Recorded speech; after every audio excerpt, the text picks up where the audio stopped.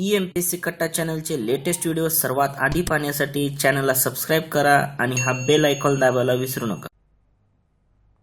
नमस्कार विद्यार्थी मित्रांनो, मी अवधूत कल्याणे स्पर्धाग्राम या ऑनलाईन प्लॅटफॉर्मवरती आपल्या सर्वांचं परत एकदा स्वागत आहे।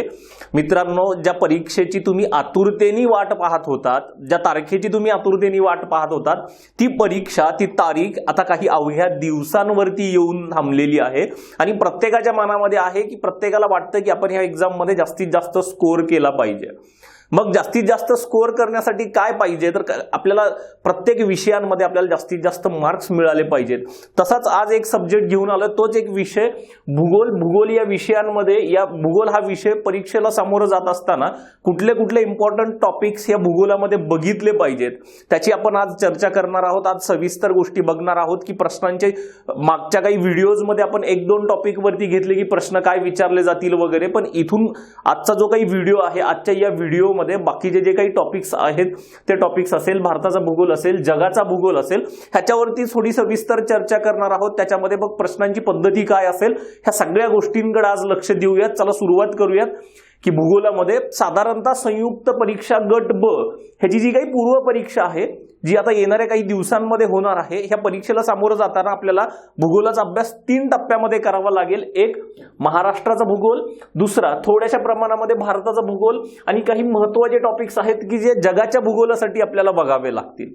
ह्या 3 टप्प्यामध्ये आपल्याला पूर्व परीक्षेचा अभ्यास करायचा आहे भूगोलसाठी। मग सुरुवातीला काय बघूयात, सगळ्यात जास्ती वेटेज कशाचं असेल, साधारणतः 12 ते 13 मार्कांचं वेटेज महाराष्ट्राच्या भूगोलावरती असेल। साधारणतः जसं संयुक्त परीक्षा गट ब चा पॅटर्न सुरू झालाय, कंबाईनचा पॅटर्न सुरू झालाय 17, 18, 19 ह्या 3ही वर्षामध्ये बघितलं तर महाराष्ट्राच्या भूगोलाला जास्तीत जास्त वेटेज आहे 12 ते 13 मार्क। त्याच्यामुळे आपलं फोकस जास्तीत जास्त इथं असलं पाहिजे। महाराष्ट्राचे टॉपिक, सब टॉपिक्सवरचे प्रश्न, प्रश्नांची पद्धती, ह्या सगळ्याच गोष्टीवरती आपला फोकस जास्ती असला पाहिजे महाराष्ट्राच्या भूगोलासाठी। त्याच्यानंतर येतो 1 ते 2 मार्कासाठी भारताचा भूगोल। मग त्याच्यामध्ये कुठले टॉपिक्स बघायचे, मग भारताच्या भूगोलासाठी सरसकट सगळं वाचायचं का नाही, तर शेवटच्या टप्प्यामध्ये आपण ह्याच्यावरती सविस्तर चर्चा करूयात की भारताच्या भूगोलासाठी काय वाचायचंय। आणि त्याच्यानंतर राहतो जगाचा भूगोल। जगाच्या भूगोलावरती कधीतरी एखादा प्रश्न विचारला जातो, तर जाता जाता मग परीक्षेला जाता जाता काय बघून जावं। सुरू करूयात महाराष्ट्राच्या भूगोलामध्ये पहिले साधारणतः 9 ते 10 टॉपिक्स येतात। थोडासा प्रमोशनचा पार्ट की स्पर्धाग्राम या ऑनलाईन प्लॅटफॉर्मवरती भूगोल या विषयाच्या ह्या सगळ्या बॅचेस, राज्यसेवा असेल, संयुक्त गट ब क, त्याच्यानंतर वनसेवा असेल, इतर सरळ सेवा असतील, डिपार्टमेंटल ज्या आता येणाऱ्या PSI परीक्षा असतील, त्यांच्यासाठी ह्या सगळ्या विषयांच्या बॅचेस चालू आहेत।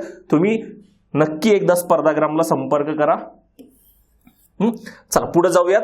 महाराष्ट्राच्या भूगोलामध्ये मागचा एक व्हिडिओ, जस्ट ह्या व्हिडिओच्या अगोदर आपण एक व्हिडिओ अपलोड केला युट्यूबवरती, ज्याच्यामध्ये आपण बघितलंय की प्रश्नांची पद्धती काय असू शकते। त्याच्यामध्ये एक्झाम्पल म्हणून आपण एक सुरुवातीला टॉपिक घेतलाय महाराष्ट्र, स्थान विस्तार किंवा राजकीय महाराष्ट्र। त्याच्यामध्ये तो व्हिडिओ एकदा व्यवस्थित बघा, डिटेलमध्ये बघा की महाराष्ट्राचे जे काही 9-10 टॉपिक्स आहेत, 9-10 टॉपिकमध्ये पहिला टॉपिक कुठला असेल, राजकीय महाराष्ट्र, ज्याच्यामध्ये स्थान विस्तार आणि राजकीय महाराष्ट्र येईल। त्याच्यानंतर प्राकृतिक महाराष्ट्र असेल, त्याच्यानंतर नदी प्रणाली असेल, हवामान असेल, खनिज संपत्ती असेल, मृदा, लोकसंख्या, पर्यटन, दळणवळण, हे सगळे टॉपिक्स आज बघूयात। कारण ह्याच्यावरती जास्ती चर्चा करणार नाही, कारण मागचा जर व्हिडिओ तुम्ही व्यवस्थित बघितला असेल तर ह्या टॉपिकमध्ये जास्ती काही आज चर्चा करण्यासारखं राहणार नाही, कारण मागच्या व्हिडिओमध्ये आपण ह्याच्यावरती सगळे इन डिटेल प्रश्न कुठं, कसे, काय वगैरे चर्चा केलेली आहे। तरी बघून घेऊयात। तुम्ही स्थान विस्तार बघताना अक्षवृत्तीय विस्तार बघा, रेखावृत्तीय विस्तार बघून जा, पूर्व पश्चिम लांबी, दक्षिण उत्तर लांबी बघा। ह्याच्या काही फॅक्च्युअल गोष्टी आहेत, क्षेत्रफळांच्या बाबतीमधले आकडे आणि प्रश्न विचारण्याची वेगवेगळी पद्धत, ह्या गोष्टी बघून जा। त्याच्यानंतर येतो राजकीय किंवा प्रादेशिक महाराष्ट्र।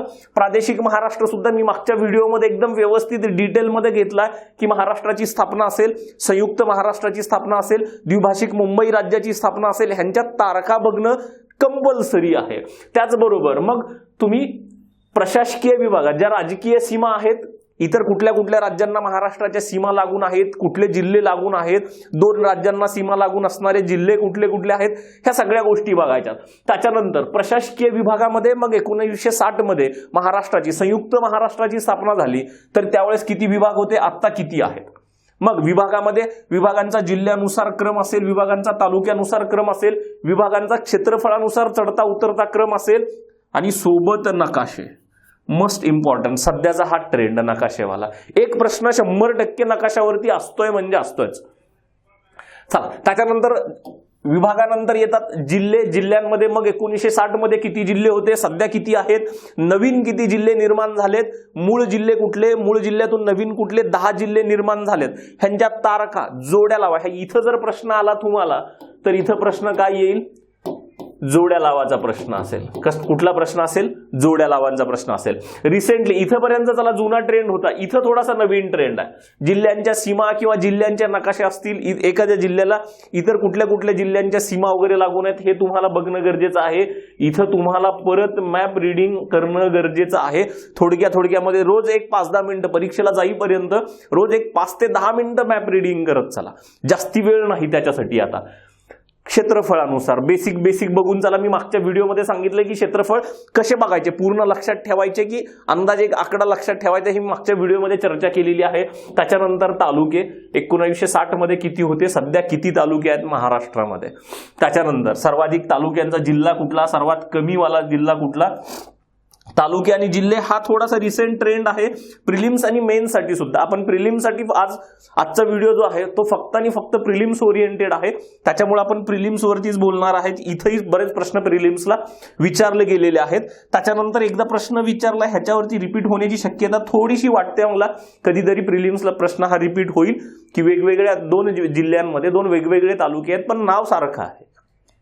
हे सगळं आपण मागच्या व्हिडिओमध्ये बघितलं. आज इथून बघूया थोडंसं प्राकृतिक किंवा भौगोलिक महाराष्ट्र, ज्याला महाराष्ट्राच्या भूगोलाचा आत्मा म्हणतो आपण. परीक्षेला जाताना हा टॉपिक तुम्हाला व्यवस्थित अभ्यास करून जाणं मस्ट आहे, गरजेचं आहे. कारण ह्या टॉपिकवरती साधारणतः 2 ते 3 प्रश्न हमखास असतात म्हणजे असतात. मग भौगोलिक महाराष्ट्र बघताना काय बघायचं की महाराष्ट्राच्या सीमा कुठं आहेत बघायच्या. तेवढ्या सीमा बघून जाणं मस्ट गरजेचं आहे की उत्तरेला कोण आहे, दक्षिणेला कोण आहे, कुठली नदी आहे, उत्तरेला कुठला पर्वत आहे, डोंगर आहे, पूर्वेला कुठले डोंगर आहेत, पश्चिमेला काय आहे महाराष्ट्राच्या. त्याचबरोबर 3 प्राकृतिक विभाग, 3 प्राकृतिक विभागामध्ये काय बघायचंय बघा. ज्यावेळेस प्रिलिम्सला जाता, प्रिलिम्स ही आपली एक्झाम अशी आहे, ही चाळणी परीक्षा आहे. इथं तुमचं फक्त बेसिक नॉलेज चेक केलं जातं. तुम्हाला जास्ती प्रिलिम्सचे जॉग्रफीचे क्वेश्चन्स काढून बघा, जास्ती खूप डीप मध्ये प्रश्न नाहीयेत. फक्त कुठल्या एरियावरती टच करायचा आहे, कुठल्या एरियावरती जायचंय तुम्हाला एवढं कळलं पाहिजे. इथं जर बघाल कोकण किनारपट्टीच्या बाबतीमध्ये काय बघून जा की जो पहिला प्राकृतिक विभाग आहे कोकण किनारपट्टीच्या बाबतीमध्ये विस्तार बघून जा व्यवस्थित. विस्तार लांबी किती आहे, 720 किलोमीटर, हे सगळ्यांना माहिती आहे. मग रुंदी कुठून कुठे कमी होते, कुठून कुठे वाढते. क्षेत्रफळ एक अंदाजे क्षेत्रफळ बघून जा. किनारपट्टीचा प्रकार बघून जा, फक्त रिया प्रकारची आहे की दंतूर प्रकारची आहे. त्याच्यानंतर इथं बघून जाल उत्तर कोकण आणि दक्षिण कोकण कुठल्या नदीमुळे निर्माण होतात, त्या नदीचं नाव व्यवस्थित लक्षात ठेवून जा. खलाटी काय आणि वलाटी काय, डेफिनेशन्स व्यवस्थित लक्षात ठेवा. खालचा भाग आहे त्याला खलाटी म्हणायचं, वरचा भाग आहे त्याला वलाटी म्हणायचं. हे व्यवस्थित डेफिनेशन इथं स्टेटमेंट वाईज प्रश्न तुम्हाला विचारले जातील. त्याच्यानंतर कोकणामध्ये काय, खाड्या, हे नदी प्रणालीमध्ये बघणार आहेत आपण. इथं बेसिक गोष्टी काय बघून जाणार आहेत. त्याच्यानंतर दुसरा प्राकृतिक विभाग येतो एक सह्याद्रीवाला. पश्चिम घाट, पर्वत कुठल्या प्रकारचा पर्वत आहे, बेसिक. त्याच्यानंतर दुसरा प्रश्न तुम्हाला इथं विचारला झाला, आतापर्यंत 2 ते 3 वेळेस प्रश्न विचारलाय प्रादेशिक विस्तारावरती. एकूण लांबी किती आहे सह्याद्रीची, महाराष्ट्रातली लांबी, विशेषतः महाराष्ट्रातल्या लांबीवरती 2दा प्रश्न येऊन गेलाय. लांबी आणि उंची, सरासरी उंची. मग इथं दुसरा आणखी एक पॉईंट तयार होतो की उंची कुठून कुठं वाढत जाते, कुठून कुठं कमी होत जाते. त्याच्यानंतर सह्याद्रीची काही वैशिष्ट्ये आहेत. ती सह्याद्रीची एक 4 ते 5 वैशिष्ट्ये आहेत. एका वाक्यामध्ये ती 4-5 वाक्य व्यवस्थित लक्षात ठेवून जा. जर कधी स्टेटमेंट फॉर्म मध्ये प्रश्न आला तर तुम्हाला ती वैशिष्ट्ये कामाला येतील की घाटमाथे सपाट आहेत, जलविभाजक म्हणून काम करतो, अशी जी काही वैशिष्ट्ये आहेत. त्याच्यानंतर हे 2 टॉपिक आहेत. हे 2 टॉपिक कुठले, घाटमार्ग आणि शिखर, ह्या दोन्ही टॉपिक वरती आपले युट्यूब वरती ह्याच्या अगोदर व्हिडिओ बनवलेले आहेत. ते व्हिडिओ व्यवस्थित बघा एकदा की घाटमार्ग कुठले आहेत आणि शिखर कुठली आहेत. ही शिखर आणि घाटमार्ग लक्षात ठेवण्याची सोपी साधी ट्रिक सुद्धा आपण त्या व्हिडिओमध्ये तुम्हाला सांगितलेली आहे. त्याच्यानंतर तिसरा प्राकृतिक विभाग आहे महाराष्ट्र पठार, ज्याच्यावरती प्रिलिम्सला आतापर्यंत म्हणजे सह्याद्रीमधलं जर घाटमार्ग आणि शिखरं सोडले तर प्राकृतिक भूगोलामध्ये कशावरती प्रश्न विचारले गेलेत, तर महाराष्ट्र पठारावरती प्रश्न विचारले गेलेत. सगळ्यात जास्त आणखी पठारावरती प्रश्न महाराष्ट्र पठाराच्या निर्मितीवरती. निर्मिती कुठली लक्षात ठेवा? भ्रंशमूलक निर्मिती आहे, भेगीय ज्वालामुखीची निर्मिती आहे. निर्मिती व्यवस्थित लक्षात ठेवा. भ्रंशमूलक ज्वालामुखी आहे. लावारस कुठला असेल? बेसिक प्रकारचा लावारस असेल. बेसिक प्रकारच्या लावारसापासून बेसाल्ट खडकाची निर्मिती, बेसाल्टलाच आपण आशिताश्म खडक म्हणतो. ही एक चेन इथं लक्षात ठेवा. इथं कुठेतरी 100% प्रश्न असेल. जर कधी प्रश्न आलाच महाराष्ट्र पठारावरती तर निर्मितीवरती प्रश्न असेल. मग राहिले बेसिक गोष्ट कुठली? लांबी किती आहे? लांबीवरती प्रश्न 2019लाच विचारून झालाय. लांबी किती आहे? महाराष्ट्र पठाराची स्पेसिफिक लांबी विचारली, पूर्व पश्चिम लांबी विचारली आहे, रुंदी विचारली जाईल, सरासरी उंची विचारली जाऊ शकते आणि क्षेत्रफळ विचारलं जाऊ शकतं. क्षेत्रफळ आकड्यामध्ये नाही तर क्षेत्रफळ पर्सेंटेज मध्ये विचारलं जाईल तुम्हाला. प्रत्येक गोष्टीवरती प्रश्न असेल इथं कुठंतरी. त्याच्यामुळे हे बेसिक जे काही आकडे आहेत ते बेसिक आकडे थोडेसे व्यवस्थित जाता जाता बघून चला. त्याच्यानंतर रचना, त्याच्यानंतर महाराष्ट्र पठारावरील प्रमुख डोंगर रांगा कुठल्या कुठल्या आहेत, त्याच्यानंतर महाराष्ट्र पठारावरील प्रमुख डोंगर रांगा कुठल्या कुठल्या आहेत. जो सह्याद्रीचा महाराष्ट्र पठारावरचा विस्तार आहे त्या 3 प्रमुख डोंगर रांगा बघून चला. सातमाळा अजिंठा असेल, त्याच्यानंतर हरिश्चंद्र बालाघाट असेल आणि शंभू महादेव डोंगर रांगा असेल. ह्या डोंगर रांगा कुठल्या 2 नदी खोरे वेगळे करतात त्याच्यावरती हमखास प्रश्न असेल. आणि जी काही एक 7 ते 8 पठारांची नावं आहेत ती वेगवेगळी, बालाघाटचं पठार असेल, जतखानापूरचं पठार असेल, धडगाव अक्राणीचं पठार असेल, अशी वेगवेगळी कुठल्या ह्याच्यामध्ये जिल्हे आहेत, कुठल्या जिल्ह्यामध्ये कुठली पठारं आहेत आणि ह्या डोंगर रांगा 3 डोंगर रांगा. इथे बेसिकच प्रश्न असतील तुम्हाला परत आणखी एकदा. त्याच्यानंतर दुसरा एक महत्वाचा टॉपिक येतो ज्याच्यावरती हमखास प्रश्न असेल तो म्हणजे महाराष्ट्राची नदी प्रणाली. नदी प्रणाली साधारणतः हे बेसिक पॉइंट्स आहेत. तुम्हाला कुठल्या कुठल्या नदी प्रणालीचा अभ्यास करायचा महाराष्ट्रामध्ये 2 प्रकारच्या, एक पठारावरील नदी प्रणाली आणि कोकणातली नदी प्रणाली. पठारावरच्या नदी प्रणालीमध्ये तुम्हाला प्रामुख्याने गोदावरी, भीमा, कृष्णा, पैनगंगा, वैनगंगा, वर्धा, प्राणहिता हे 5 ते 6 नद्या. ह्याच्यामध्ये बेसिक काय कराल, तुम्हाला जास्ती डीप मध्ये जाऊ नका. आता वेळ खूप कमी आहे आपल्याकडे, वेळ अत्यंत कमी आहे. आपल्याला एकदम महत्वाच्या पॉइंट्स बघायच्यात. महत्वाचे पॉइंट्स, उगमस्थान बघून चला नदीचं कुठं आहे ते एक्झॅक्ट एक्झॅक्ट लोकेशन बघा. त्याच्यानंतर नदी पूर्व वाहिनी आहे की पश्चिम वाहिनी आहे. मग तापी, नर्मदा पश्चिम वाहिनी आहे तर सरळ सरळ प्रश्न विचारला की कुठल्या नद्या पश्चिम वाहिनी आहेत, कुठल्या पूर्व वाहिनी आहेत. विस्तार, लांबी पाठ करत बसू नका. आता लांबी विचारणार नाही. लांबी तुम्हाला विचारली तर फक्त लांबीनुसार क्रम विचारला जाईल. त्याच्यामुळे विस्तारामध्ये जास्ती गोष्टी आता पाठ करत बसू नका. उपनद्या व्यवस्थित लक्षात ठेवा. उपनद्या तुम्हाला व्यवस्थित लक्षात ठेवायच्या. मग तुम्ही अशी ढिगभर उपनद्या लक्षात ठेवणार का? नाही. महत्वाच्या 4 ते 5 उपनद्या व्यवस्थित लक्षात ठेवा. इथं जास्ती गोंधळ करू नका. आता हळूहळू उपनद्यांच्या बाबतीमध्ये ज्या महत्वाच्या 4 ते 5 उपनद्या आहेत प्रत्येकाच्या त्या लक्षात ठेवा. कारण इथं मेन्स सारखं क्लासिफिकेशन तुम्हाला विचारलं जाण्याची शक्यता थोडीशी कमी आहे की डाव्या हाताने, उजव्या हाताने असं क्लासिफिकेशन तुम्हाला मेन्सच्या वेळेस विचारलं जाऊ शकतं.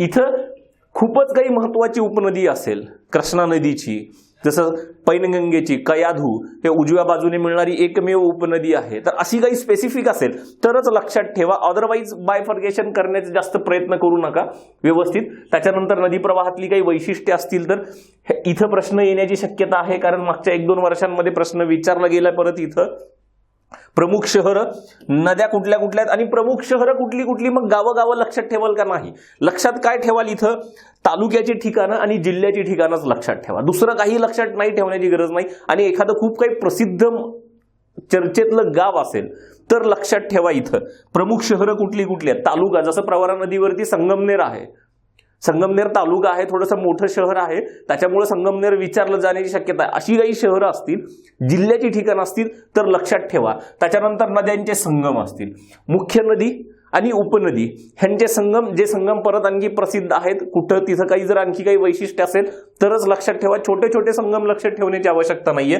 प्रश्न थोडासा इथं येण्याची यावेळेस दाट शक्यता आहे कारण ह्याच्यावरती प्रश्न आतापर्यंत बरेच वेळेस विचारला गेला नाही बरेच दिवसांपासून. नद्यावरील धरणे आणि त्यांची जलाशय. नद्यावरील धरणं कुठं कुठं आहेत, कुठल्या नदीवरती कुठलं धरण आहे, त्याच्या जलाशयाला काय नाव दिलंय. एक साधारणतः 9 ते 10 अशी महत्वाची लिस्ट आहे व्यवस्थित, की ती लिस्ट बनवून ठेवा. तुमच्या दृष्टिकोनातून तुम्हाला वाटते की कुठल्या नद्या, कुठले 10 धरणं आहेत ज्याच्यावरती आपल्याला प्रश्न विचारण्याची शक्यता जास्ती असेल. ते धरणं, त्यांच्या जलाशयाची नावं ती कुठल्या जिल्ह्यामध्ये आहेत व्यवस्थित बघून जा. त्याच्यानंतर एक शेवटचा पॉइंट, नदी आणि त्याच्यावरती जलविद्युत प्रकल्प सातत्याने 2018 मध्ये ह्याच्यावरती प्रश्न विचारलाय, 2019 मध्ये प्रश्न विचारलाय. इथं थोडं प्रश्न येण्याची शक्यता मला असं वाटतं की थोडंसं कमी आहे, कारण सातत्याने सलग 2 वर्ष प्रश्न विचारला गेला. तर आता बाकीचे कुठले तरी एरिया कव्हर केले जातील. महाराष्ट्र पठारावरच्या नद्या मी तुम्हाला सांगितल्या, गोदावरी व्यवस्थित बघा, भीमा व्यवस्थित बघा, कृष्णा, पैनगंगा, वैनगंगा, वर्धा, प्राणहिता, ह्या 5 ते 6 नद्या पठारावरच्या व्यवस्थित बघून घ्याल. त्याच्यानंतर पश्चिम वाहिनी नद्यामध्ये सुद्धा तापी आणि नर्मदा व्यवस्थित 2 नद्या बघून घ्या. त्यातल्या त्यात आणखी आपली तापी नदीवरती आपला एक सेपरेट व्हिडिओ आहे, तो व्हिडिओ बघून घ्या. कोकणातल्या नद्यामध्ये काय बघायला पाहिजे, कोकणातल्या नद्यावरती पण एक सेपरेट परत व्हिडिओ बनवलेला आहे आपण, तो व्हिडिओ एकदा नक्की बघा. नक्की कोकणातल्या नद्याबद्दल तुमचे सगळे डाऊट, सगळ्या अडचणी, सगळं क्लिअर होईल. तिथं तुम्हाला 2 ते 3 पद्धतीनेच प्रश्न विचारले जातील. एक, नद्या कुठल्या कुठल्या, नद्यांचा क्रम. जर अवघडात अवघड प्रश्न इथं काय असेल प्रिलिम्ससाठी, तर नद्यांच्या बाबतीमध्ये नद्यांचा क्रम लावा, दक्षिणोत्तर क्रम लावा.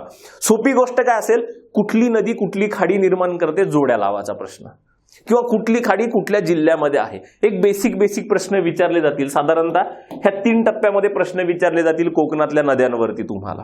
आणि इथं कुठंतरी प्रश्न यावेळेस अपेक्षित आहे, कारण मागच्या 2-3 वर्षांमध्ये इथं प्रश्न कुठंतरी आलेला नाही. चला, महाराष्ट्रातल्या हवामानावरती जास्ती डोक्याला ताण करून घेऊ नका, जास्ती पॅनिक होऊ नका की बाबा हवामान खूप अवघड आहे. प्रिलिम्ससाठी हवामानावरचे प्रश्न बघा, अत्यंत सोपे प्रश्न आहेत, अत्यंत सोपे प्रश्न आहेत. एक प्रभाव पाडणारे घटक कुठले कुठले आहेत, एक 4 ते 5 घटक आहेत, तेवढे 4 ते 5 घटक लक्षात ठेवा. मोस्टली हा प्रश्न मेन्सला विचारला जातोय, पण एखाद्या वेळेस जर त्यांना वाटलं की प्रिलिम्सला विचारावं तर विचारू शकतात प्रिलिम्सला ते 4 ते 5 घटक. दुसरी गोष्ट, मग जे ऋतूनुसार वर्गीकरण आहे हवामानाचं महाराष्ट्रातल्या, तिथं काय महत्वाचं आहे, 3 ऋतू आहेत आपल्याकडे, उन्हाळा, हिवाळा आणि पावसाळा. सगळ्यात महत्वाचं मी प्रिलिमच्या दृष्टिकोनातून हा टॉपिक अगोदर फोकस करेल, पावसाळा. प्रश्न काढून बघा, सगळ्यात जास्त प्रश्न इथंच आहेत. मग पावसाळा आहे तर नैऋत्य मान्सून. महाराष्ट्राला सर्वात जास्त पर्जन्य कुठल्या मान्सूनमुळे मिळतं, तर नैऋत्य मान्सून. पहिली गोष्ट, किती टक्के पर्जन्य मिळतं, हा दुसरा प्रश्न त्याच्यावरचा. पावसाळ्याचा कालावधी काय आहे वगैरे. त्याच्या पुढे प्रश्नाची पद्धत काय असेल, मग पाऊस पडतोय तर कुठल्या प्रकारचा आहे, प्रतिरोध पर्जन्य आहे का, अवरोध पर्जन्य आहे का, आणखी कुठल्या प्रकारचा पर्जन्य आहे. पर्जन्याचा प्रकार तुम्हाला बघणं गरजेचं आहे, कारण ह्याच्यावरती गेल्या वर्षी प्रश्न विचारलेला आहे. ह्याच्यावरती आपण पर्जन्याच्या प्रकारावरती, जे प्रतिरोध पर्जन्य आहे त्याच्यावरती एक सेपरेट व्हिडिओ बनवलेला आहे, तो व्हिडिओ सुद्धा तुम्ही बघू शकता. प्रतिरोध पर्जन्यामुळे मग अवर्षणग्रस्त किंवा पर्जन्य छायेचा प्रदेश निर्माण होतो, हे इथं सुद्धा प्रश्न विचारला गेला 2019 मध्ये. व्यवस्थित लक्ष करा बघा, एका टप्प्यामध्ये प्रश्न असतात. प्रश्न तुम्हाला इथं होता नैऋत्य मान्सूनवरती, त्याच्यानंतर पावसाचा प्रकार, पावसाच्या प्रकारावरनं त्याच्यामुळे पावसाच्या प्रकारामुळे काय निर्माण झालंय, पर्जन्य छायेचा प्रदेश निर्माण झालाय, त्याच्यावरती पर्जन्य असेल. आणि जर तुम्हाला आणखी थोडंसं अवघडात जायचं असेल त्यांना तुमच्यासाठी, तर पर्जन्याचं वितरण वगैरे लोकेशन्स देतील, की वार्षिक पर्जन्य समजा लोणावळ्याला किती आहे, खंडाळ्याला किती आहे, नागपूरला किती आहे, पर्जन्यानुसार त्यांचा क्रम लावा. हा थोडासा अवघड असेल. इथं आणखी सध्या जाण्याची शक्यता थोडीशी मला कमी वाटते, कारण प्रिलिमच्या दृष्टिकोनातून हा मेन्सला विचारला जाण्याचा टॉपिक आहे. पण ह्या 3 टॉपिकवरती तुम्हाला प्रिलिम्सला 100% प्रश्न असेल. ह्याच्या व्यतिरिक्त त्यांना जर वाटलं विचारावं हवामानामध्ये, तर ते इकडे येतील उन्हाळा आणि हिवाळ्यामध्ये. उन्हाळ्यामध्ये काय आहे, तापमान कुठून कुठं बदलत जातं, बेसिक 2च गोष्टीवरती जास्ती प्रश्न विचारले जातील प्रिलिमसाठी. जर उन्हाळा आणि हिवाळा आला तर तापमान कुठून कुठं बदलत जातं, पूर्वेकडून पश्चिमेकडं का पश्चिमेकडून पूर्वेकडं. आणि त्याचबरोबर जसं तापमान बदलतं, मग तसं दाब आणि वायुभार महाराष्ट्रात कुठून बदलत जातात, पश्चिमेकडून पूर्वेकडं, पूर्वेकडून पश्चिमेकडं. ह्या 2च टॉपिकवरती परत हिवाळ्यामध्ये प्रश्न असतील. एवढे बेसिकच टॉपिक करून जा हवामानामध्ये, जास्ती त्रास करून घेऊ नका. एखादा प्रश्न असू शकतो हवामानामध्ये. त्याच्यानंतर महत्वाचा टॉपिक येतो आपल्यासाठी खनिज संपत्ती. हा टॉपिक व्यवस्थित करून जा. इथं सुद्धा मग काय करायचंय, सगळी जी काही खनिज आहेत ती सगळी खनिज बघायची आहेत का, नाही, सगळी खनिज बघायची नाहीत. तुम्हाला खनिज संपत्तीमध्ये पहिल्यांदा काय असेल, धातू अधातू खनिज असतील. धातू अधातू खनिजांमध्ये चॅलेंज लावून सांगतो, ही 6च बघून जा. ह्या 6 मध्ये मग सगळंच बघून जा का, ह्या 6 मध्ये 2 गोष्टी बघून जा. एक, ह्यांचं प्रमाण बघून जा. भारतामध्ये जेवढी काही खनिज संपत्ती आहे त्या खनिज संपत्तीपैकी साधारणतः भारतामध्ये लोह खनिजाचे साठे आहेत, त्या लोह खनिजाच्या साठ्यापैकी महाराष्ट्रात त्याचं प्रमाण किती आहे ते प्रमाण बघून जा. ह्या प्रत्येकाचं प्रमाण बघून जा. क्रोमाइट, चुनखडी, डोलामाइटचं प्रमाण बघून जा. एक पहिली गोष्ट. दुसरी गोष्ट, ठिकाण बघून जा.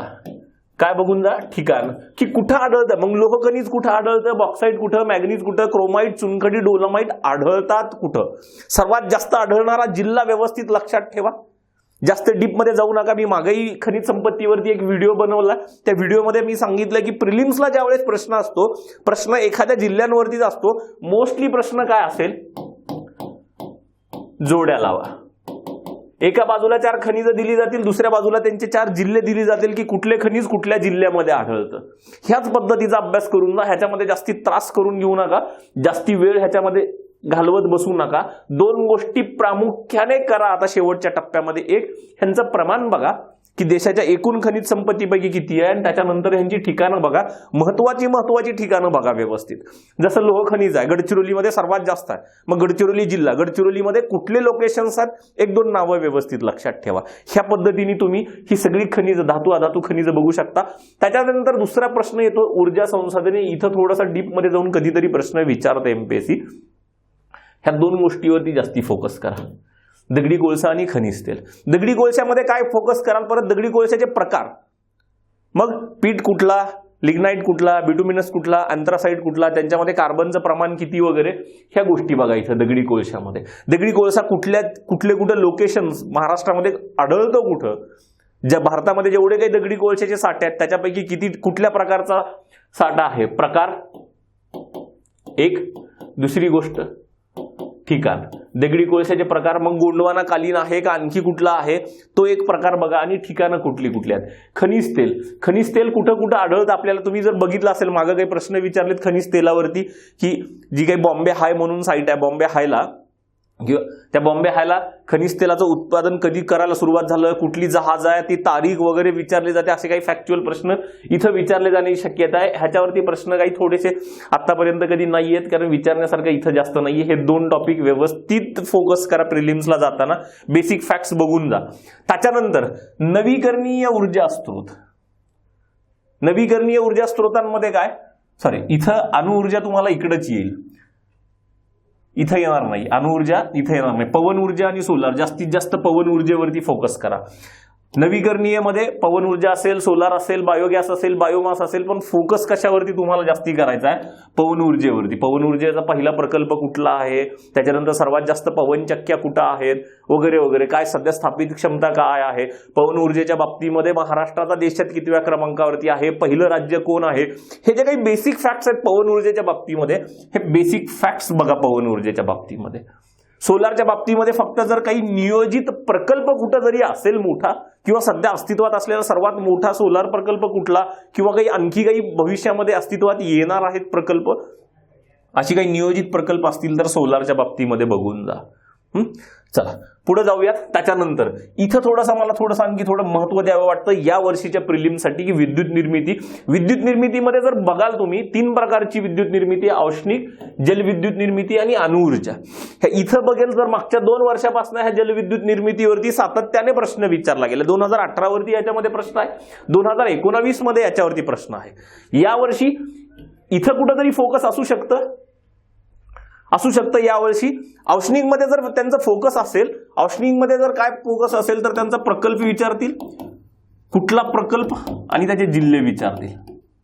कुठला प्रकल्प कुठल्या जिल्ह्यात आहे, कोराडी नागपूरला असेल, चंद्रपूरला कुठले आहेत, पारस कुठं आहे, पारस प्रकल्प कुठं आहे, फेकरी कुठं आहे, नाशिकवाला कुठं आहे, बीडमध्ये कुठं आहे, हे लोकेशन्स विचारले जातील. किंवा आणखी त्यातमध्ये सर्वाधिक जास्ती ऊर्जा निर्मिती क्षमता असणारा प्रकल्प कुठला आहे असा एखादा फॅक्च्युअल प्रश्न विचारला जाऊ शकतो. औष्णिकमध्ये विचारले जाण्याची शक्यता. इथं जर तुम्ही आणखी म्हणाल की सर जलविद्युत निर्मितीमध्ये काय बघायला पाहिजे, की कुठल्या नदीवरती कुठला जलविद्युत निर्मिती प्रकल्प स्थापित केला गेलेला आहे, पहिली गोष्ट.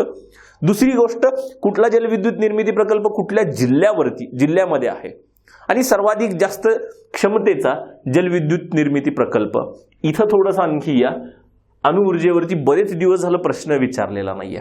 अणुऊर्जा निर्मितीवरती बरेच दिवस झालं प्रश्न विचारलेला नाहीये. अणुऊर्जावरती काय पहिला प्रश्न असेल, तारापूर प्रकल्प, तारापूर अणुऊर्जा प्रकल्प, ह्याच्यावरती डिटेल बघून जा. स्थापना कधी झाली आहे, कुणाच्या मदतीने झाली आहे, ह्याची काय सध्या कॅपॅसिटी काय, ऊर्जा निर्मितीची क्षमता काय, बेसिक प्रश्न. आणि त्याच्यानंतर अणुभट्ट्या, त्याच्यानंतर काय असेल, अणुभट्ट्यावरती प्रश्न असतील. मग कुठल्या कुठल्या अणुभट्ट्या आहेत, मग अप्सरा काय आहे, झार्लिन काय आहे, सायरस काय आहे, त्याच्यानंतर पौर्णिमा 1, पौर्णिमा 2, ध्रुव, कोण कोण, अप्सरा कुणाच्या मदतीने निर्माण झालेली आहे, सायरस कुणाच्या मदतीने निर्माण झालेली आहे, देशी बनावटीची पहिली कुठली आहे, झार्लिन काय आहे, ध्रुवचं महत्व काय, ह्या सगळ्या साधारणतः भाभा ऑटॉमिक रिसर्च सेंटरमध्ये ह्या ज्या काही 6 अणुभट्ट्या आहेत, त्या 6 अणुभट्ट्या, ह्या 2 गोष्टीवरती हमखास प्रश्न विचारला तर इथंच असेल तुम्हाला प्रश्न. ह्याच्यामध्ये औष्णिक वीज कशामध्ये, विद्युत निर्मितीमध्ये. त्याच्यानंतर थोडासा कधीतरी प्रश्न विचारला जाणारा टॉपिक मृदा निर्मिती. मृदा निर्मितीमध्ये 4 प्रकारच्या मृदा आहेत. एक काळी रेगुरू मृदा, जांभी मृदा, तांबडी किंवा तपकिरी मृदा किंवा किनारी गाळाची मृदा. ह्याच्यामध्ये म्हणाल सर आम्हाला फक्त महत्वाच्या सांगा, 2च सांगा. मी महत्वाच्या 2 सांगेल, काळी रेगुरू मृदा आणि जांभी मृदा. काळी रेगुरू मृदा आणि जांभी मृदा ह्या 2 महत्वाच्या बघून जा. इथं कुठंतरी आणखी प्रश्न ह्याच्यावरती असेल म्हणजे असेल. मग ह्याच्यामध्ये काळी रेगुरू मृदा बघून जाताना काय बघायचं, एक कुठल्या एरियामध्ये सापडते ही मृदा, काळी रेगुरू मृदा आहे किंवा जांभी मृदा आहे, कुठल्या भागामध्ये सापडते, कुठल्या नदी खोऱ्यांमध्ये सापडते वगैरे, स्पेसिफिक काही लोकेशन्स असतील तर. निर्मिती काय आहे ह्यांची, दुसरी गोष्ट. एक ह्याच्यामध्ये काय बघून जाल, ठिकाण कुठं कुठं आहे. दुसरी गोष्ट निर्मिती, निर्मिती म्हणजे काय, खडक कुठल्या खडकापासून. त्याच्यानंतर रासायनिक घटक कुठले रासायनिक घटक कुठले आहेत. थोडंसं व्यवस्थित लिहितो मी ह्याला.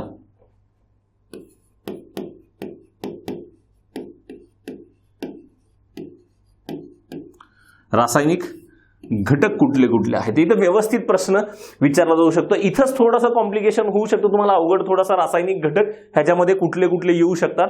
आणि चौथा प्रश्न जर असेल समजा, तर इथं काय असेल, पिके, कुठल्या प्रकारची पिके कुठल्या मृदेमध्ये घेतली जातात. ह्याच्या पलीकडे जास्ती काही प्रश्न विचारण्यासारखं नाहीये ह्या टॉपिकमध्ये. महाराष्ट्रातली मृदा, जर वेळ मिळाला तर हे बघा, वाटलं तर जर वेळ मिळाला तुम्हाला, तांबडी की तपकिरी मृदा, पिकं कुठली घेतली जातात वगैरे बेसिकली. त्याच्यानंतर आणखी एक टॉपिक आहे जिथं वनसंपत्ती म्हणून आहे. वनसंपत्ती, महाराष्ट्रातील वनसंपत्ती आणि प्राणी संपत्ती हा टॉपिक आहे. वनसंपत्तीमध्ये काय बघाल की वनांचे प्रकार बघा. पहिली गोष्ट सदाहरित, उष्णकटिबंधीय, आपण तर सगळे महाराष्ट्र सगळा उष्णकटिबंधीय मध्ये येतो. उष्णकटिबंधीय सदाहरित वने, निमसदाहरित वने, आर्द्र वने, पानझडी वने, काटेरी वने, मँग्रुव्ज फॉरेस्ट, ही 5 ते 6 प्रकार बघून जा. त्याच्यानंतर दुसरी गोष्ट वनांमध्ये काय बघाल की ह्या वनांमध्ये कुठल्या प्रकारची वृक्ष आढळतात.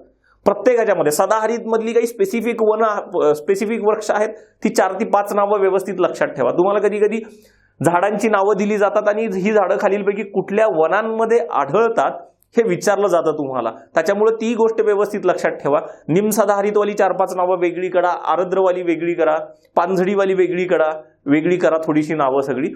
त्याच्यानंतर आणि दुसरी गोष्ट, कुठली वने आर्थिकदृष्ट्या महत्वाची आहेत, महत्वाची नाहीयेत वगैरे.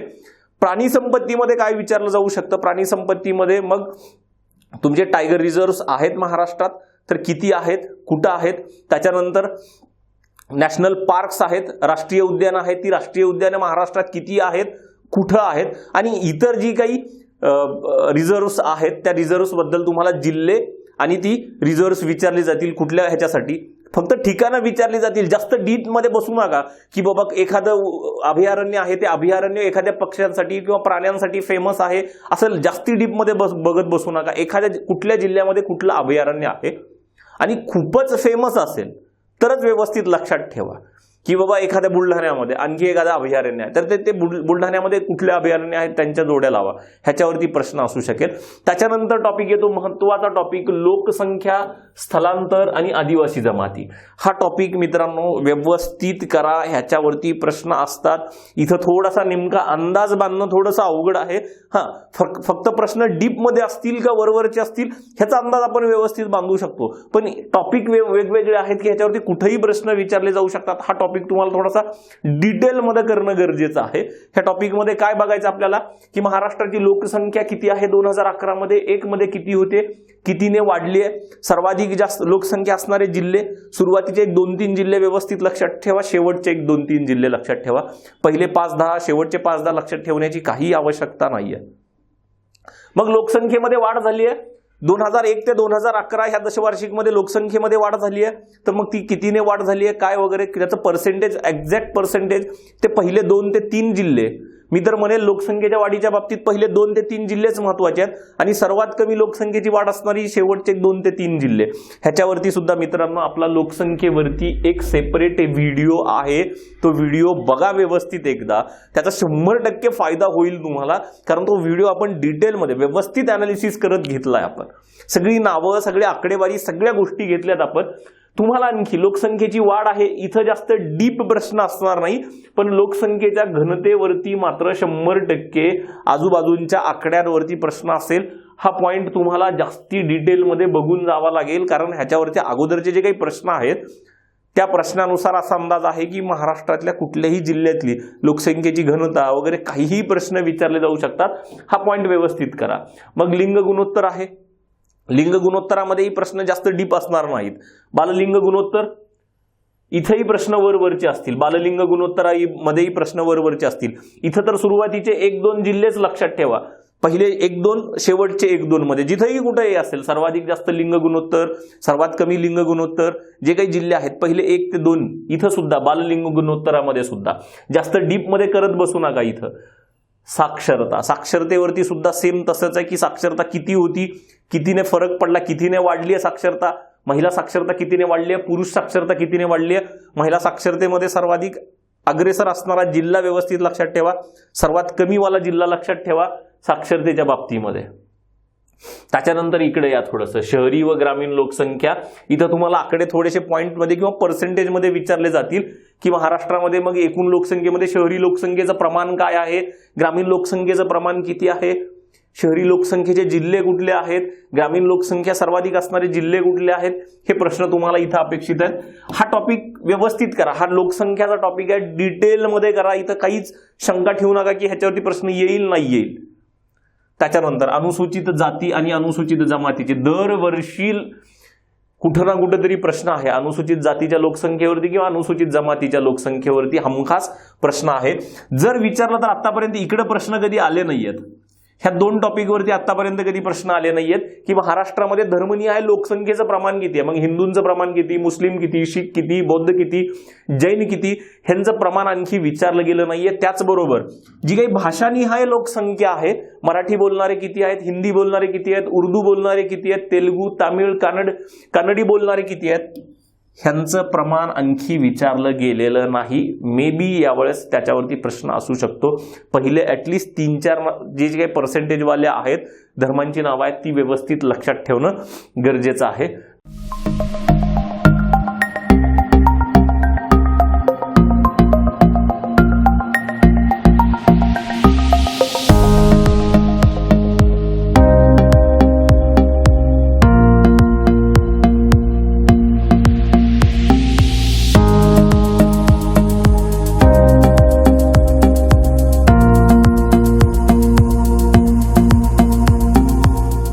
त्याच्यानंतर शेवटचे 1-2 टॉपिक कधीतरी प्रश्न विचारला तर मी इकडे ह्याला दळणवळण आणि पर्यटन मध्ये कशाला जास्ती महत्व देईन, दळणवळण आणि वाहतुकीवरती मी अगोदर फोकस करेन की दळणवळण वाहतुकीवरती हे 4 प्रकारचे दळणवळण वाहतूक महाराष्ट्रामध्ये चालते. रस्ते असतील, लोहमार्ग असतील, हवाई मार्ग आणि जलवाहतूक.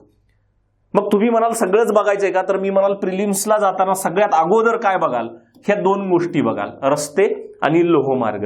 रस्ते आणि लोहमार्ग पहिला टॉपिक घेऊयात. रस्ते, रस्त्यांमध्ये काय तुम्हाला परत माहिती आहे की राष्ट्रीय महामार्ग आहेत, राज्य महामार्ग आहेत, जिल्हा महामार्ग आहेत, मग काय बघाल इथं रस्त्यामध्ये बघाल अगोदर काय बघाल, नॅशनल हायवे बघाल. अगोदर काय बघाल, नॅशनल हायवे बघाल. काहींचे नंबर चेंज झालेत, काहींमध्ये काही बदल झालेले आहेत, काही थोडेसे वाढलेले आहेत, ज्यांची कुठल्या कुठल्या जिल्ह्यातून जात आहेत वगैरे. तुम्हाला नवीन नंबर जुने नंबर ह्यांच्यामध्ये कुठंतरी कन्फ्युजन होत असेल तर ते कन्फ्युजन व्यवस्थित बघा, ते कन्फ्युजन दूर करा, कारण प्रश्न कुठंतरी असणार आहे नॅशनल हायवेजवरती. वेगवेगळे महाराष्ट्रातून जाणारे नॅशनल हायवेज बघा, महाराष्ट्रातला सर्वात जास्त लांबीचा नॅशनल हायवे बघा, महाराष्ट्रामध्ये सर्वाधिक जास्त नॅशनल हायवेची लांबी कुठल्या जिल्ह्यामध्ये आहे तो जिल्हा व्यवस्थित बघा. त्याच्यानंतर इकडे या लोहमार्गावरती.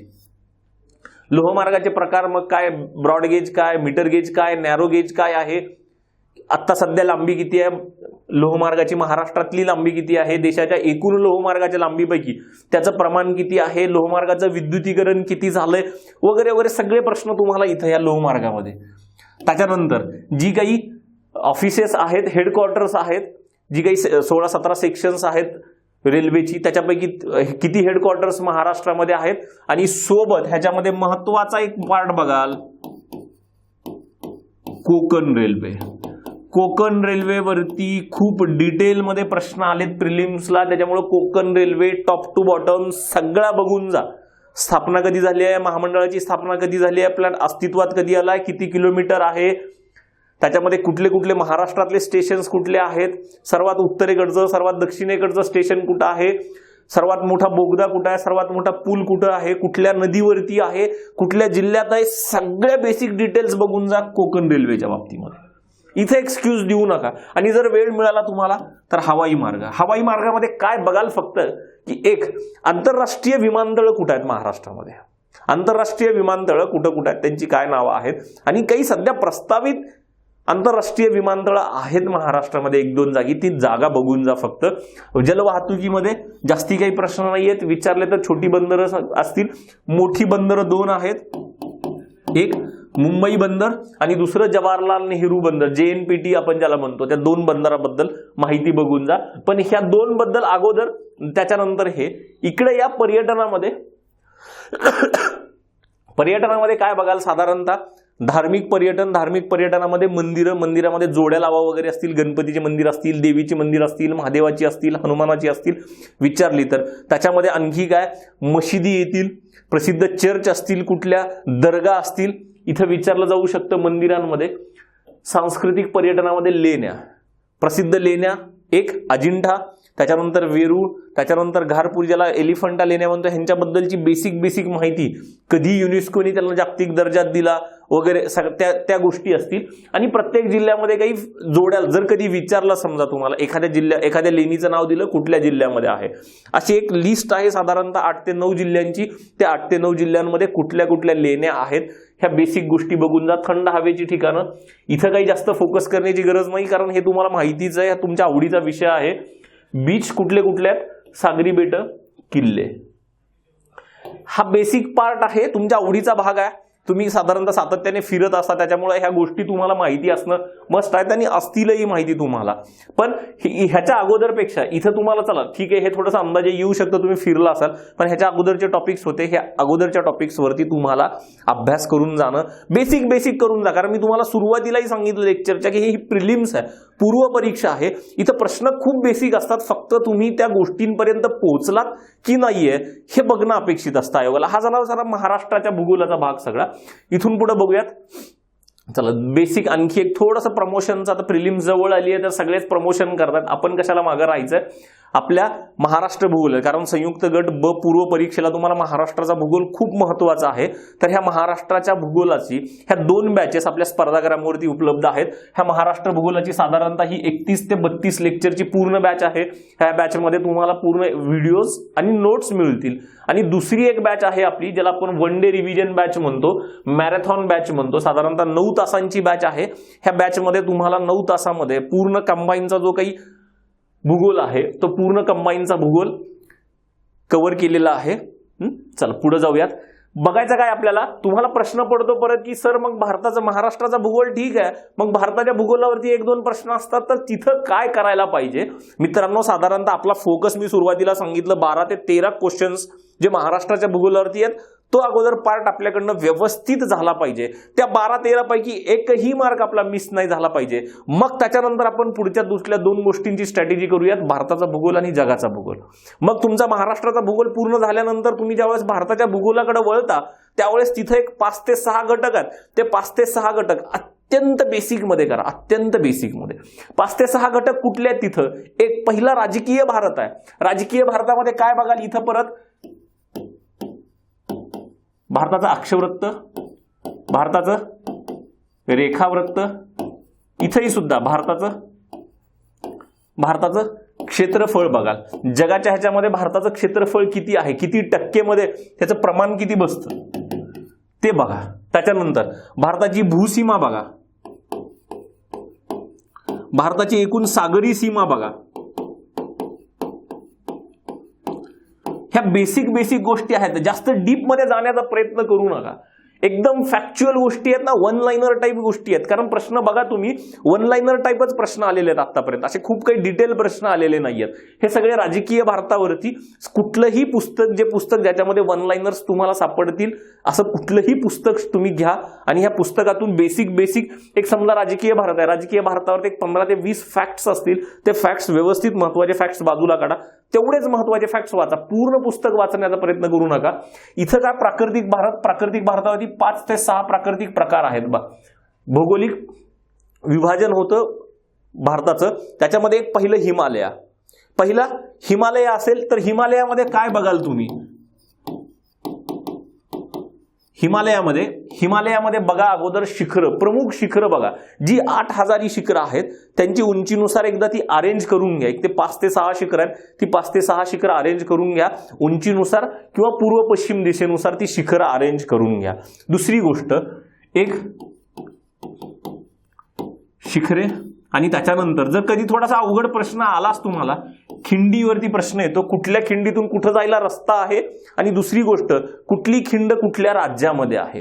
हिमालयामध्ये जास्ती डीप मध्ये जात बसू नका. त्याच्यानंतर जर हिमालयाच्या काही रांगा असतील, काराकोरम असेल, लडाख असेल, झास्कर असेल, पीर पंजाल असेल, ह्यांचा सिक्वेन्स दक्षिण उत्तर बघा. त्याच्यानंतर गाळाची मैदाने. काय? गाळाची मैदाने. ह्या गाळाच्या मैदानांमध्ये बेसिक सिंपल फॅक्ट बघा. सिंपल फॅक्ट म्हणजे काय आहे? भाबर काय आहे, खादर काय आहे, तराई काय आहे, भांगर काय आहे, कंकर काय आहेत. हे जे असे छोटे सिंपल गोष्टी आहेत, खूप डिटेलमध्ये करत बसू नका. गाळाच्या मैदानांमध्ये जिथेही तुम्हाला काही वन लाइनर फॅक्ट्स दिसतील तेवढी वन लाइनर फॅक्ट्स व्यवस्थित लक्षात ठेवा. त्याच्यानंतर पठारी प्रदेशामध्ये महाराष्ट्र पठार तर येणारच आहे. इतर जे काही पठारी प्रदेश आहेत त्यांचे काही बेसिक फॅक्ट्स असतील ते. त्याच्यानंतर किनारी मैदाने, पश्चिम किनारपट्टीची मैदाने असतील, पूर्व किनारपट्टीची मैदाने असतील, किनारी मैदाने. मग पूर्व किनारपट्टीला वेगवेगळी नावं आहेत, पश्चिम किनारपट्टीला नावं आहेत, वेगवेगळी नावं आहेत. जसं महाराष्ट्र किनारपट्टीला आपण कोकण म्हटलं जातं. त्याच्यानंतर आपण केरळची किनारपट्टी येते, कर्नाटकची किनारपट्टी येते, आपण त्याला कारवार किनारपट्टी म्हणतो. त्याच्यानंतर तुम्ही ह्याच्यामध्ये जा, तामिळनाडूची किनारपट्टी, तिला वेगळं नाव आहे. आंध्र प्रदेश किनारपट्टी, तिला वेगळं नाव आहे. ही वेगवेगळी नावं काय आहेत किनारपट्टीची, ही ती नावं बेसिक जे काही फॅक्ट्स आहेत हे बेसिक फॅक्ट्स. आणि त्याच्यानंतर सागरी बेटे असतील, अंदमान निकोबार असतील आणि लक्षद्वीप बेटे. ह्या बेसिक फॅक्ट्स मध्ये अंदमान निकोबारवरती काही बेसिक एखादा प्रश्न असू शकतो किंवा लक्षद्वीपवरती. इथं जास्त डीप जाण्याचा प्रयत्न करत बसू नका, कारण तुमच्याकडे तेवढा वेळही नाहीये. साधारणतः ह्या प्राकृतिक भारतावरती साधारणतः एक 5 ते 50 वन लाइनर फॅक्ट्स जर तुम्ही व्यवस्थित काढाल तर 100% तुमचा ह्या इथल्या एखाद्या टॉपिकवरचा प्रश्न तुमचा कव्हर होईल आरामामध्ये. हे 2 टॉपिक. तिसरं काय कराल? तिसरं भारताचा हवामान करा. तुम्हाला परत प्रश्न, हवामान म्हणलं की तुमच्या चेहऱ्यावरती एकदम असे प्रश्नचिन्ह पडायला लागतात. हवामानामध्ये इथंही काहीही करण्याची गरज नाही. इथं 2 प्रकारचे वारे बघा. एक नैऋत्य मान्सून वारे बघा, कुठलं? नैऋत्य मान्सून वारे. आणि दुसरं ईशान्य मान्सून वारे. ह्या 2 गोष्टी व्यवस्थित बघा की महाराष्ट्रामध्ये पाऊस येतो हे बघितलं आपण नैऋत्य. ईशान्य मान्सून मध्ये काय कंडिशन असेल ती बघा. ईशान्य मान्सून वारे कुठून येतात ते बघा. पहिली गोष्ट, पाऊस जास्ती देणारे कुठले पर्जन्य आहे, पाऊस देणारं कुठलं वारं जास्त आहे, जास्ती पाऊस कुठं पडतो आपल्याला माहिती आहे, नैऋत्यपासून का ईशान्येपासून, हे आपल्याला चांगलं माहिती आहे. त्याच्यानंतर उन्हाळ्यामध्ये एक लू वारे आहेत, ह्या लू वाऱ्याबद्दल बघा. उन्हाळ्यामधलं एक लू वारा आहे, ह्या लू वाऱ्याबद्दल बघा.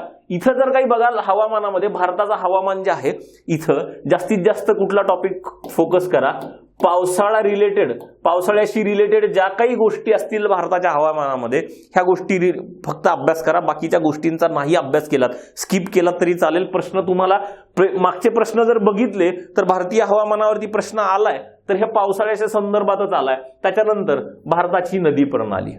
तुम्ही म्हणाला आता भारताच्या नदी प्रणालीमध्ये मग एवढ्या 5-50 नद्या बघायच्या का? नाही. महाराष्ट्राची नदी प्रणाली तर आपण करतोच, त्याच्यामध्ये ऍडिशन काय करायच्या, प्रमुख 3 नद्या ऍड करा त्याच्यामध्ये. एक सिंधू, सिंधूच्या उपनद्या त्यांची नावं फक्त, त्याच्यानंतर गंगा, गंगेच्या उपनद्या, प्रमुख उपनद्या, आणि त्याच्यानंतर ब्रह्मपुत्रा नदी. ह्या 3 प्रमुख नद्या. तुम्ही दक्षिणेकडे आलात तर एक कावेरी नदी म्हणून आहे, कावेरी नदीबद्दल व्यवस्थित माहिती घ्या. इथंही थोडंसं कधीतरी पश्चिम वाहिनी नद्यांवरती प्रश्न विचारला गेला. पश्चिम वाहिनी नद्या, पश्चिम वाहिनी नदीमध्ये साबरमती असेल, नर्मदा असेल, ह्या नद्यांवरती प्रश्न विचारला गेला. ह्या नद्या थोड्याशा व्यवस्थित बघा, जास्त डीप मध्ये जाऊ नका. काय बघायचं आपल्या भारताच्या नदी प्रणालीमध्ये, एक नदीचा उगम कुठं आहे, दुसरी गोष्ट नदीच्या प्रमुख उपनद्या कुठल्या आहेत, एवढं बघत चला. ह्याच्या पलीकडे जास्ती बघू नका. उगम बघा, प्रमुख उपनद्या बघा, थोडीशी लांबी अंदाजे लक्षात राहू द्या. जर लांबीनुसार तुम्हाला नद्यांचा चढता उतरता क्रम जर दिला तर तो लावता आला पाहिजे. ह्या 3 गोष्टी बघा त्यातल्या त्यात. जास्ती काही बघत बसण्याची आवश्यकता नाहीये. त्याच्यानंतर भारताची खनिज संपत्ती. खनिज संपत्तीमध्येही परत तुम्हाला धातू अधातू खनिज असतील. धातू अधातू खनिजांमध्ये 2 गोष्टी तर प्रामुख्याने, तुम्हाला जर दुसरं काही बघणं नाही झालं तर ह्या 2 गोष्टी तर जास्तीत जास्त बघून जा. भारतातील लोह खनिज आणि दगडी कोळसा. लोह खनिज आणि दगडी कोळसा प्रामुख्याने बघून जा. ह्या 2 गोष्टीवरती फोकस करून जा. त्याच्यानंतर नैसर्गिक तेल असेल, नैसर्गिक वायू असेल, ह्या 2 ते 3 गोष्टी बघून जा. त्याच्यानंतर वाहतूक आणि दळणवळण. वाहतूक आणि दळणवळण मध्ये एक रस्ते मार्ग. रस्ते मार्गामध्ये सगळ्यात जास्त काय बघून जाल, मी मगाशी सांगितलं नॅशनल हायवे. त्याच्यानंतर रेल्वे मार्ग. रेल्वे मार्गावरती काय बघाल की सध्या रेल्वे मार्ग किती किलोमीटर लांबीचे आहेत, विद्युतीकरण किती झालंय, जगामध्ये कितव्या क्रमांकाची रेल्वे आहे, म्हणजे जे काही रेल्वे जाळं आहे ते कितव्या क्रमांकाचं आहे, ह्या सगळ्या बेसिक गोष्टी. आणि रेल्वेची जी काही वेगवेगळी विभाग आहेत त्यांची हेडक्वार्टर्स कुठं कुठं आहेत, रेल्वेची जी काही वेगवेगळी 16-17 विभाग आहेत त्यांची हेडक्वार्टर्स कुठं कुठं आहेत, एक अंदाजे व्यवस्थित लक्षात ठेवा. महाराष्ट्रातलं तर आपण बघणारच आहेत. त्याच्यानंतर हवाई वाहतूक. हवाई वाहतुकीमध्ये आंतरराष्ट्रीय विमानतळ कुठे आहेत तेवढीच बघून चला. त्याच्यानंतर जलवाहतूक. जलवाहतुकीमध्ये जी काही आहेत, जी मोठी 12 बंदरं आहेत, आंतरराष्ट्रीय बंदर आहेत, ही आंतरराष्ट्रीय बंदर कुठल्या राज्यामध्ये कुठलं आंतरराष्ट्रीय बंदर आहे एवढं व्यवस्थित लक्षात ठेवा. महाराष्ट्रामध्ये कुठं आहे, कर्नाटकमध्ये कुठं आहे, केरळमध्ये कुठं आहे, तामिळनाडूमध्ये किती आहेत, त्याच्यानंतर आंध्र प्रदेशमध्ये किती आहेत, ओडिसामध्ये किती आहेत, पश्चिम बंगालमध्ये.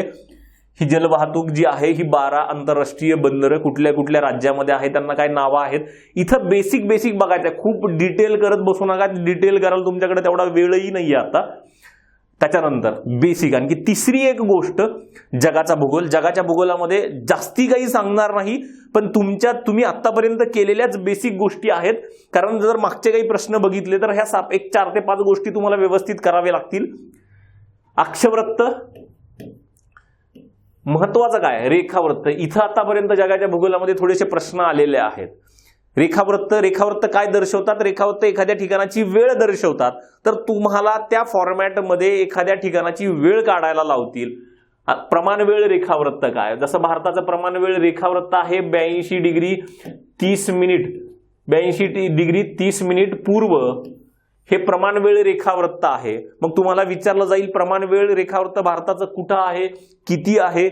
मग भारताची जी काही प्रमाण वेळ आहे ती आंतरराष्ट्रीय प्रमाण वेळेच्या पुढं आहे की पाठीमाग आहे, पुढं आहे तर किती तासांनी पुढं आहे हे विचारलं जाईल. तुम्हाला दिलं जाईल 0 डिग्री रेखावृत्त, ज्याला आपण ग्रीनविच मेरिडियन म्हणतो, मूळ रेखावृत्त म्हणतो.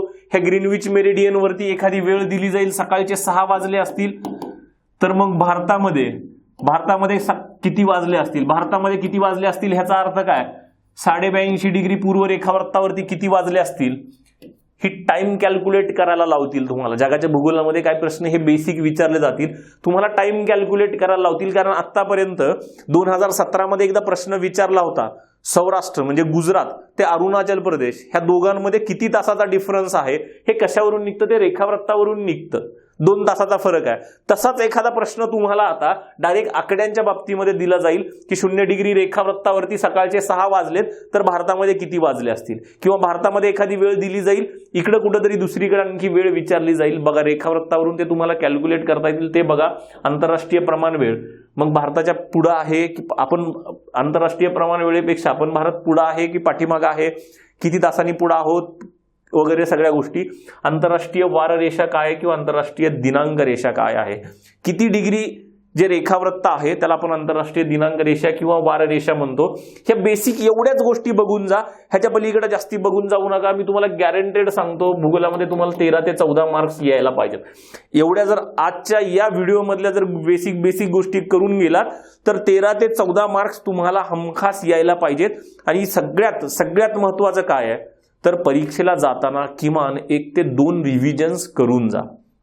कुठलाही विषय असेल, भूगोल असेल ना इतर कुठलाही विषय असेल, जे काही तुम्ही व्यवस्थित अभ्यास केलाय त्याला किमान 1 ते 2 रिव्हिजन 100% करून जा. मार्क्स यायला पाहिजेत आणि तुम्हाला येणार मार्क्स जर तुम्ही ह्या फॉर्मॅटमध्ये. कारण बाकीच्याही विषयांचे काही असे इम्पॉर्टंट टॉपिकचे व्हिडिओज आहेत स्पर्धाग्रामवरती, ते बघा. भूगोलाचे व्हिडिओ बघा, मागचे काही व्हिडिओ आपण वेगवेगळ्या टॉपिक्सवरती टाकलेले आहेत, ते व्हिडिओ बघा. जे काही तुम्ही जो काही व्यवस्थित अभ्यास कराल त्याला 1 ते 2 वेळेस रिव्हिजन करून जा आणि आत्मविश्वासाने परीक्षेला जा. तुम्हाला 100% तुमचा स्कोअर वाढलेला दिसेल म्हणजे दिसेल. ठीक आहे. हा व्हिडिओ तुम्हाला कसा वाटला ते कमेंट बॉक्समध्ये कळवा. लाईक करा, शेअर करा. धन्यवाद.